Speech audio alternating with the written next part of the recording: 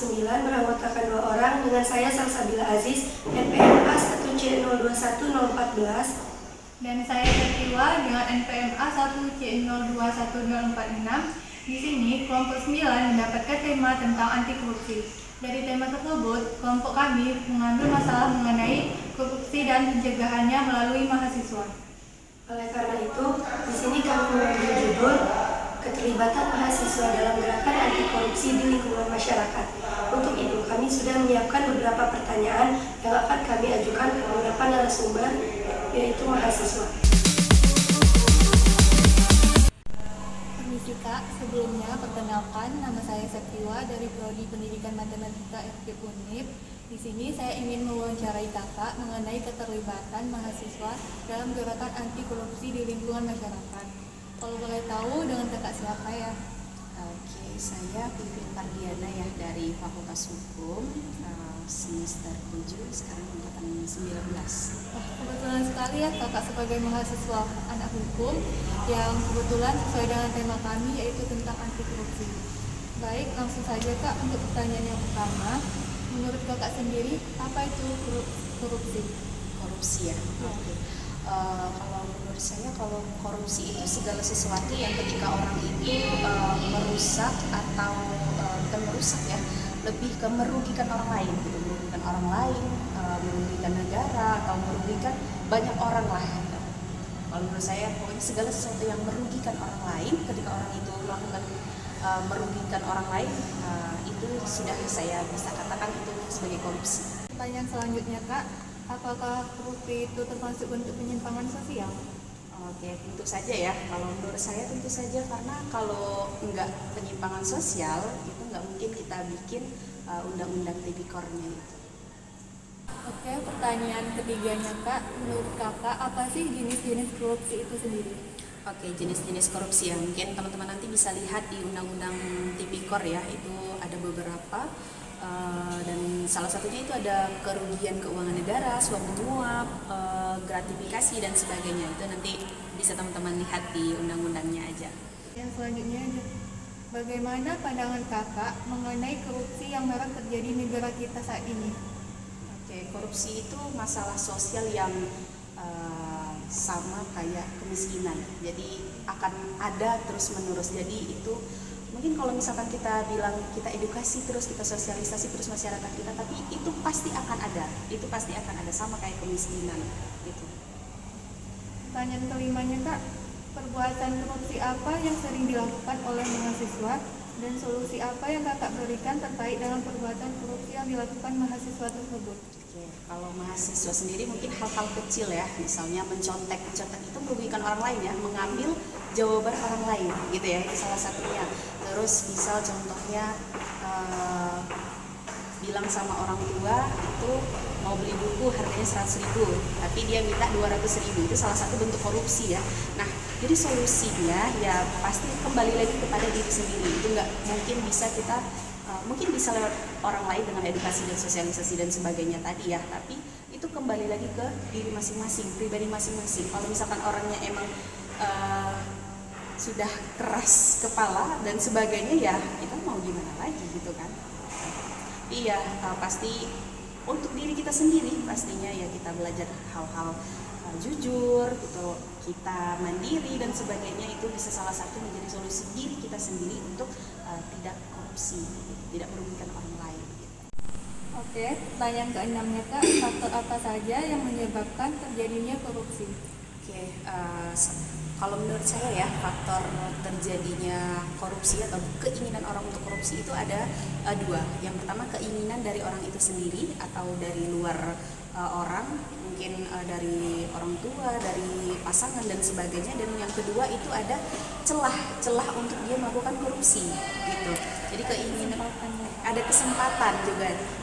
Misalnya kalau misalkan kesempatan itu atau celah yang saya bilang tadi, ada kebijakan-kebijakan, mungkin ini di pemerintahan dan sebagainya ya, ada kebijakan-kebijakan yang membuat dia untuk mudah melakukan korupsi gitu. Misalnya kebijakan itu terlihat baik gitu, dia terlihat baik padahal dia itu sebenarnya mempermudah orang-orang untuk melakukan korupsi. Itu pasti ada kalau dalam hal pemerintahan gitu. Dan juga keinginan tadi bisa dari diri sendiri atau dorongan gitu ya, dorongan dari orang tua, pasangan dan sebagainya. Itu biasanya orang-orang yang tamak gitu, tidak bersyukur dengan apa yang dia miliki gitu.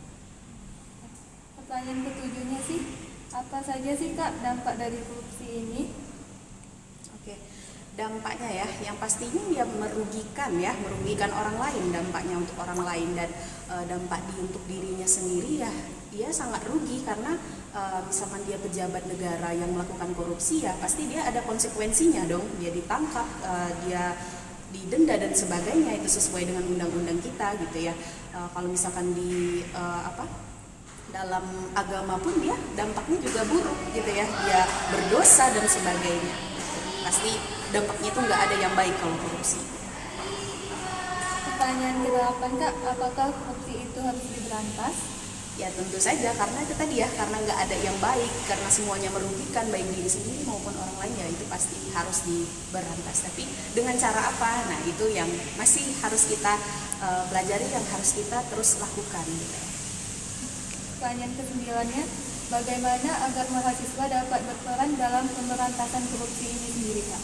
Oke, peran mahasiswa ya, peran mahasiswa itu kalau saya sendiri itu sebagai contoh dan sebagai pelaksana gitu. Jadi kita mencontohkan kepada orang lain kita tidak boleh korupsi, dan juga kita melaksanakan kita tidak boleh korupsi, kita tidak harus korupsi gitu. Gitu. Ada 2 ya. Selanjutnya Kak, pertanyaan ke-10, mengapa mahasiswa disebut sebagai agent of change dalam pemberantasan korupsi? Oke, mahasiswa sebagai agent of change ya. Jadi memang mahasiswa ini sebagai agen perubahan, bukan hanya di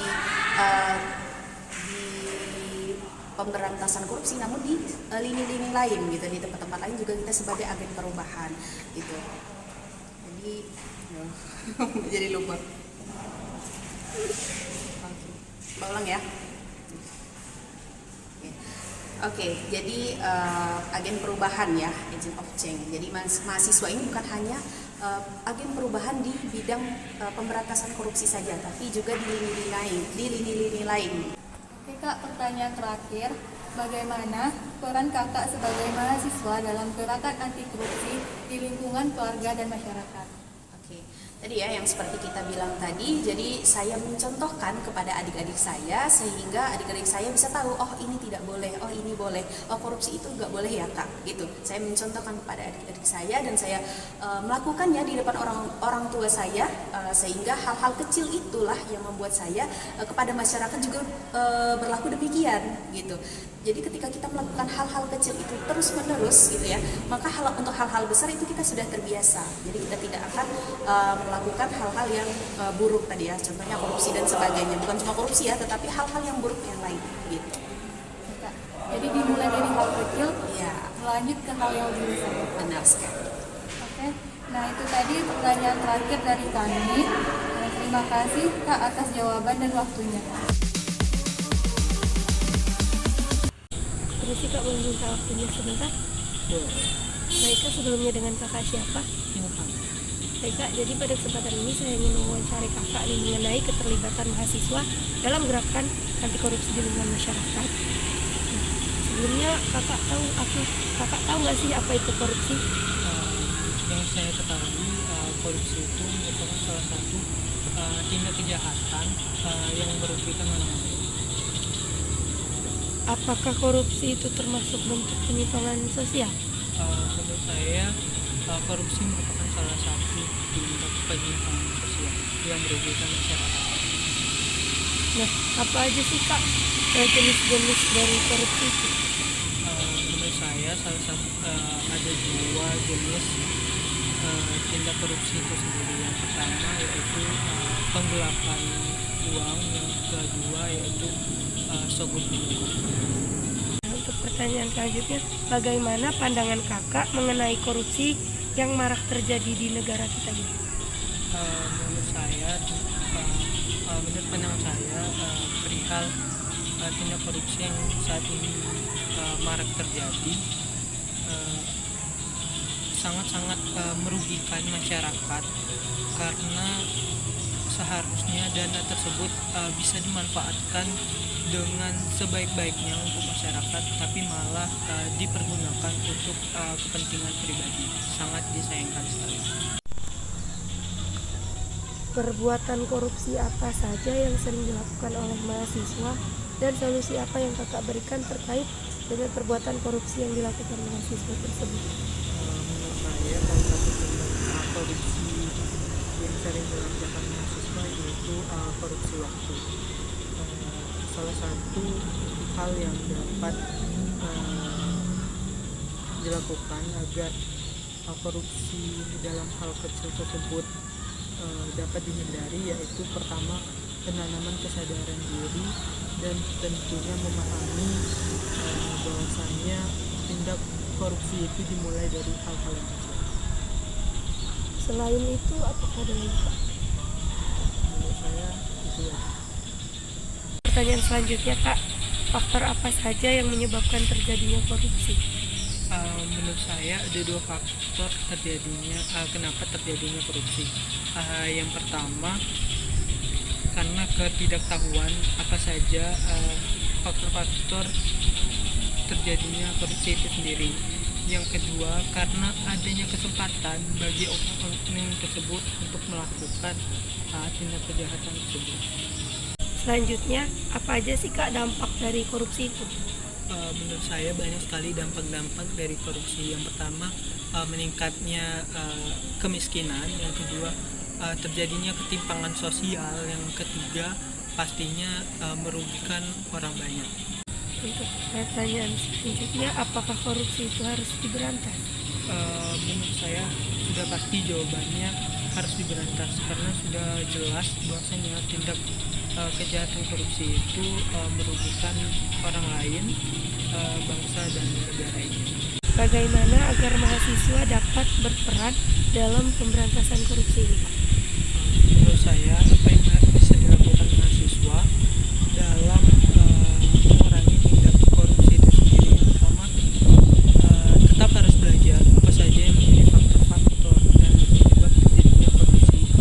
Yang kedua, tentunya teman-teman mahasiswa harus tetap kritis menanggapi isu-isu yang terjadi di lingkup perkuliahan maupun lingkup masyarakat ataupun bernegara.